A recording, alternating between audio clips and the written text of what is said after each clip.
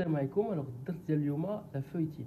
لا فويتين ولا لا كريب دونتيل هو واحد لو برودوي اللي كيستعملوه الناس بزاف في الكروسيون، كيخلطوه مع البخاليني ومع الشكلاط باش كيديروا اون كوش ديال الكروسيون في لي زونترومي، كيعطيو واحد القرمشه لي بريباراسيون ديالكم.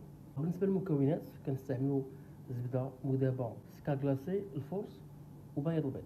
الوغ شحال ما استعملت من هذا المكون، الا بحال ما استعملت من المكون الاول 30 غرام، كلهم كيكون فيهم 30 غرام، يعني 30 غرام 30 غرام 30 غرام 30 غرام. الا استعملت في هذا 50 غرام، كلهم يكونوا فيهم 50 غرام. يعني شحال ما استعملت من المكون الاول كنديرو في المكونات اللي بقاو. على اول حاجه كناخذوا الزبده كندوبوها غير شويه، يعني ما تذوبش كامله، كنخليو فيها طريفات الزبده باقي ما ذابو، وكنديروها في انسرادي وكنخلطوها مع السكر كلاصي. كنخلطو مزيان حتى ما كيبقاوش ديك الكويرات ديال السكر كلاصي مازالين، حتى كنخلطو مزيان كيعطيونا واحد الخليط المتجانس.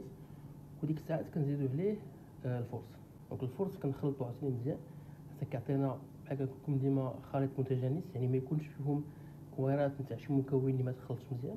ومن بعد كنكملو بالبيض البيض. دونك هنا كنزيدو غير شويه بشويه، ما كنكبوش كامل حيت يصعب علينا. انا كيما شتيو زدتو في 3 المرات. دونك المره الاولى وخلط الثانيه وخلطت الثالثه وخلط حتى كيعطينا قوام كما كتشوفوا، كيكون بين القوام ديال الكريب والبانكيك، يعني ما جاري ما قاصح كما كتشوفوا في الصوره. الوغ هنا كناخذ ان تابي سيليكون، وكناخذ سواء اي حاجه اللي تقدروا تطليو به ديك لا بريباراسيون. خصكم تطليوه ويكون رقيق. دونك هنا كنطليو لا بات تكون رقيقه، كوش رقيقه. استعملوا اي حاجه بغيتو. انا استعملت اون ماريز.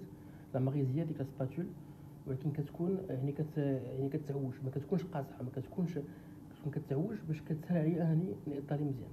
كنتم تستعملوا ان بانسو ولا اي حاجه اللي تقد تساعدكم انكم ديروا ان كوش اللي تكون رقيقه. وبالنسبه للطياب انا كنطيبهم على 150 درجه، لا اكثر لا اقل. 150 درجه ما بين 5 حتى 10 دقائق. فاش كتفوت 5 دقائق كتبقى حاضي لا يمشيو يتحرقوا حيت كوش رقيقه. دونك خصكم ديما تكونوا قدام الفران. في الاول كيطيب غير الجناب، وفاش كتفوت 5 6 دقائق هذيك الساعات كيبدا يطيب الوسط ديالو. وفاش تعرفوا انه راه طاب هو فاش كيتلون، كيعطيك اللون ديال الفويتين. واحد المعلومه، انا فاش كتخرجوها من الفران سي نورمال انها كتكون رطبه. دونك فاش كنخرجوه من الفران، ماشي ديك الساعات كنفرسوا لا فويتين ولا كنهرسوها، كنخليوه واحد شويه قسمين ما كان على ما تبرد. هذيك الساعات كنهرسوا شويه بشويه حتى كنحصلوا على اون فويتين.